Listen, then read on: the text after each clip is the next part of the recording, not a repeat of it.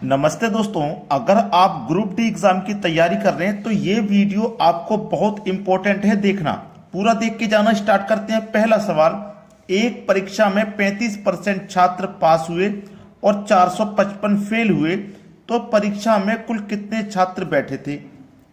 परीक्षा में जितने भी छात्र बैठे होंगे अपने आप में 100% होंगे।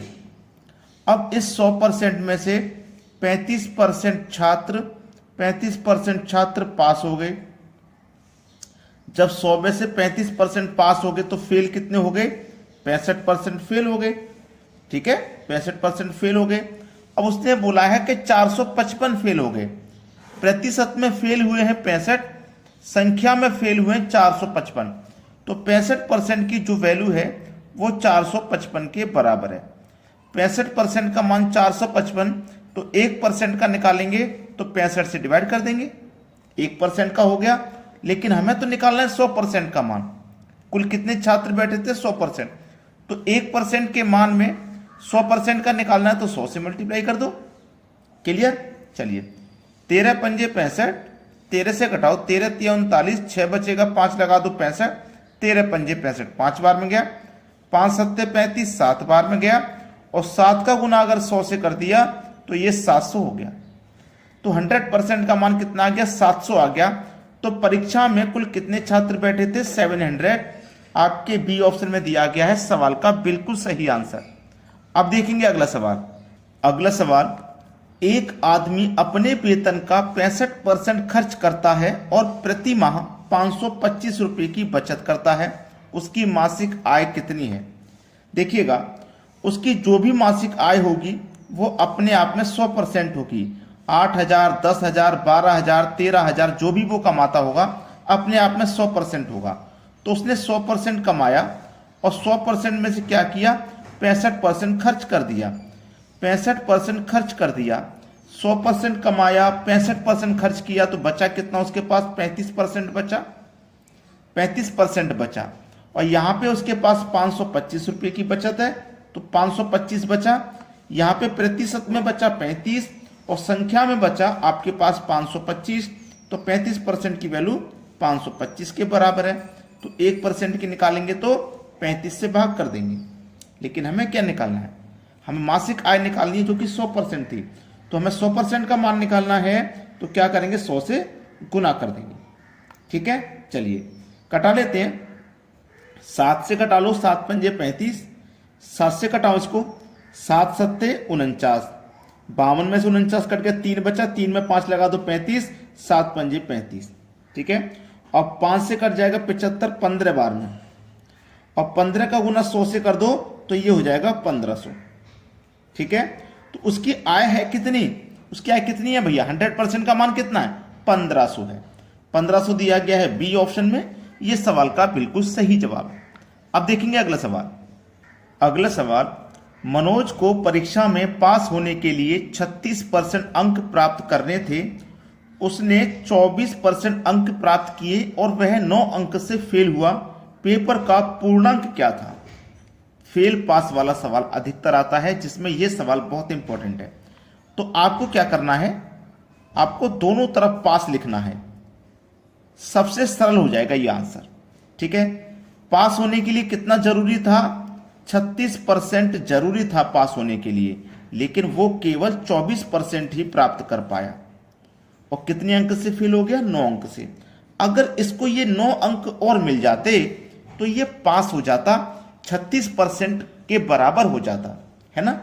अब देखिएगा, परसेंट वाली वैल्यू एक तरफ कर लीजिए। ठीक है, देखिए अगर मैं इस 24 को बराबर के इधर लाऊंगा तो 36 में से माइनस हो जाएगा, 12% बचेगा। इधर कितना बचा? 9। 12% की वैल्यू 9 है, तो 1% की वैल्यू कितनी हो जाएगी? 9 के बटे में 12। हमें चाहिए पूर्णांक, मतलब 100% का मान। तो 100% का मान चाहिए तो 100 से यहां मल्टीप्लाई कर देंगे।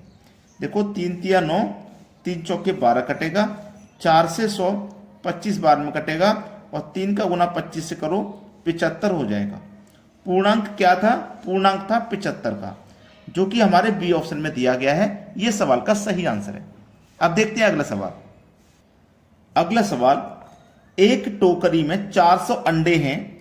इसमें से 8 दर्जन सड़ गए तो टोकरी में सही अंडों का प्रतिशत निकालिए। एक टोकरी में 400 अंडे हैं जिसमें से 8 दर्जन सड़ गए, तो एक दर्जन में 12 होते हैं, तो 8 दर्जन में कितने हो गए? 12 अट्ठे 96, तो 96 अंडे इसका मतलब सड़ गए। तो जो सड़े हुए अंडे हैं उनको 400 में से अलग कर देते हैं, बचेंगे कितने? 304। जो सही अंडे हैं ना, जो सही अंडे हैं वो 304 है। कितने में से हैं? 400 में से। इनका प्रतिशत बताना है तो प्रतिशत के लिए आप 100 से गुना करोगे, ठीक है। 2 जीरो से इस 2 जीरो को कटा दोगे, 4 से कटाओ, 4 सत्ते 28, 2 बचेगा 24, 4 छिंग 24, ये हो गया 76%। इधर लिख देता हूं 76% हुआ, 76% मिलेगा आपको सी ऑप्शन में। ये सवाल का बिल्कुल सही जवाब हो गया। अब देखेंगे अगला सवाल। अगला सवाल, ये सवाल आपके लिए बहुत इंपॉर्टेंट है, सबसे कठिन सवालों में गिना जाता है। प्रश्न है 40% लोग चाय पीते हैं, 50% कॉफी पीते हैं, 10% चाय और कॉफी दोनों पीते हैं, कितने प्रतिशत लोग ना तो चाय पीते हैं और ना ही कॉफी? कठिन सवालों में से एक है। इसको समझाने के लिए मैं 2 सर्कल बनाऊंगा यहां पे, ठीक है, 2 सर्कल इसको समझाने के लिए, ठीक है। ये सर्कल बन गया। अब ये जो सर्कल है ना, ये चाय वाला है, जो लोग चाय पीते हैं। ये जो सर्कल है ये कॉफी वाला है, जो लोग कॉफी पीते हैं, ठीक है। उसने बोला 40% लोग चाय पीते हैं, तो चाय वाला कितना है? 40% लोग चाय पीते हैं। 50% कॉफी, 50% कॉफी है। 10% चाय और कॉफी दोनों पीते हैं। तो मैंने देखो दोनों सर्कल को मिलाया हुआ है एक दूसरे में। ये इसीलिए मिलाया है कि जो 10% लोग हैं ना वो चाय और कॉफी दोनों पीते हैं, तो ये चाय में भी शामिल होंगे। देखो चाय वाले सर्कल में भी आ रहे हैं और ये कॉफी वाले सर्कल में भी आ रहे हैं। तो 10% चाय और कॉफी दोनों पीते हैं, ठीक है।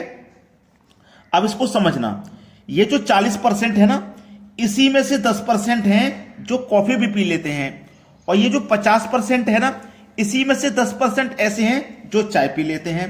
तो केवल चाय पीने वाले कितने होंगे? 30%, केवल चाय पीने वाले, क्योंकि 10% तो ऐसे हैं ना जो कॉफी भी पी लेते हैं, तो केवल और केवल चाय पीने वाले 30, ठीक है। प्लस कॉफी पीने वाले 50 हैं, लेकिन इसी 50 में से 10 ऐसे हैं जो चाय पी लेते हैं, तो सिर्फ और सिर्फ कॉफी पीने वाले कितने बचे? 40% बचे, ठीक है। प्लस 10% ऐसे हैं जो दोनों पी लेते हैं, ठीक है। 30 और 40 70 और 10 मिलाया तो 80, तो 80% ऐसे हैं जो चाय और कॉफी पीने वाले हैं।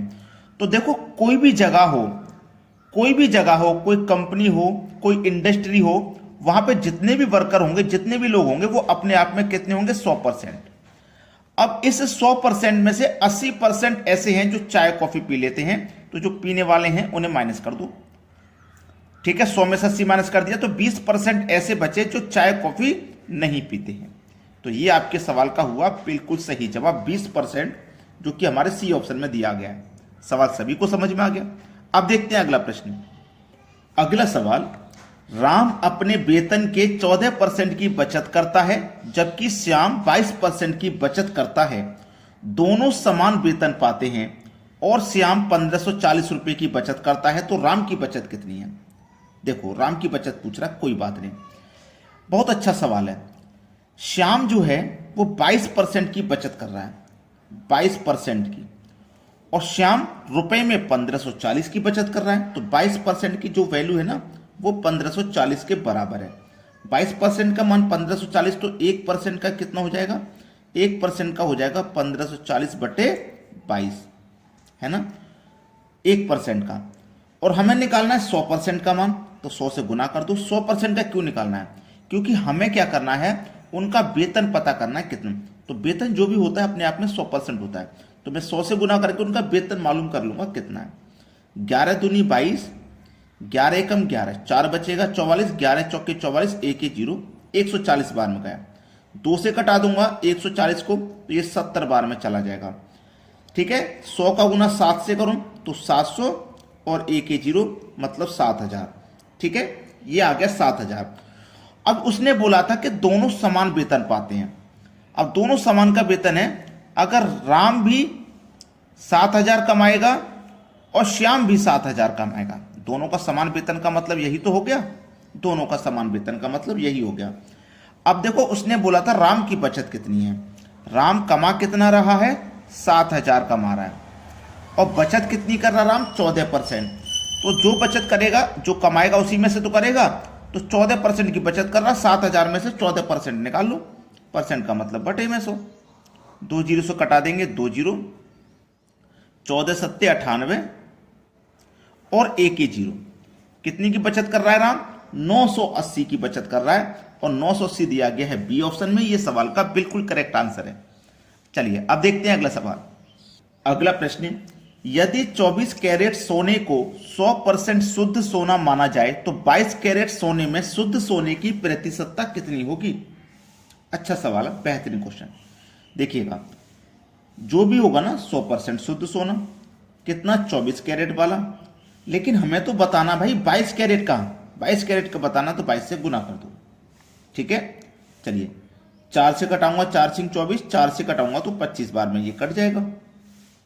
क्लियर है इतनी बात, 25 बार में ये कट गया। अब देखो 25 का और मैं 22 का गुना कर देता हूं। 25 दूनी 50 का 0, हासिल लगे 5, 25 दूनी 50, हासिल के 5 55, बटे में कितना आ गया, 6 आ गया, ठीक है। 2 से कटा के छोटा कर लो, 2 से कटाएंगे 3 बार में, और 2 से कटाएंगे तो 2 दूने का 4, 1 बचेगा 15, 2 सत्ते 14, 1 बचेगा 10, 2 पंजे 10, 275 के बटे में 3 आ गया। 3 से डिवाइड करो, 3 अट्ठे 24, 3 निम 27, 9 बार में गया। 3 एक कम 3, 2 बचा, 2 ऊपर और बटे में 3। 91 सही 2/3%।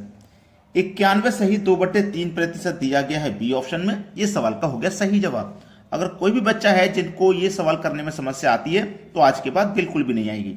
आपको बस एक काम करना है, हमारी वीडियो को ज़्यादा से ज़्यादा शेयर करना है और ज़्यादा से ज़्यादा लाइक करना है।